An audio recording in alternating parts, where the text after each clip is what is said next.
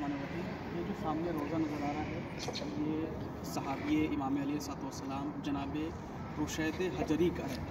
ان کو رشید حجری اس لیے کہا جاتا تھا کیونکہ یمن کے قریب میں ایک قریہ تھا جس کو حجر کہا جاتا تھا، لہٰذا ان کو رشید حجری کہا جاتا تھا۔ اور ان کو علم منایا والبلایا امام علیہ السلام نے تعلیم کی تھی۔ اسی طرح سے ان کے بارے میں جناب شیخ مفید لکھتے ہیں کہ یہ اصحابی امام حسین علیہ السلام اور یہ اصحابی امام سجاد علیہ السلام رہ چکے ہیں۔